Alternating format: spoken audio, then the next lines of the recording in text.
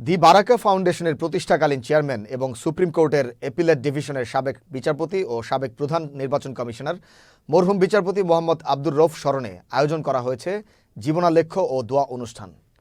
সকালে রাজধানীর বিয়াম অডিটোরিয়ামে অনুষ্ঠানে প্রধান অতিথির বক্তব্য রাখেন বাংলাদেশ বিশ্ববিদ্যালয় মঞ্জুরি কমিশনের chairman professor doctor Syed Mohammad Abul Fayez. এছাড়াও বক্তব্য রাখেন বাংলাদেশ মেডিকেল ইউনিভার্সিটির vice chancellor professor doctor Shahinul Alam, Islamic আরবি বিশ্ববিদ্যালয়ের vice chancellor professor Mohammad Shamsul Alam, centre for জাকাত ম্যানেজমেন্টের chief executive officer doctor Mia Mohammad Ayub সহ অন্যান্য অতিথিরা। বক্তারা বিচারপতি মোহাম্মদ আব্দুর রউফের বর্ণাঢ্য কর্মময় জীবনের বিভিন্ন দিক নিয়ে আলোচনা করে বলেন, তিনি দরিদ্র রোগীদের স্বল্পমূল্যে চিকিৎসা সেবা প্রদানের ক্ষেত্রে সচেষ্ট ছিলেন। পরে তার আত্মার মাগফিরাত কামনা করে দোয়া ও মোনাজাত করা হয়। অনুষ্ঠানে সভাপতিত্ব করেন বারাকা ফাউন্ডেশনের chairman professor doctor Mohammad Motiar Rahman.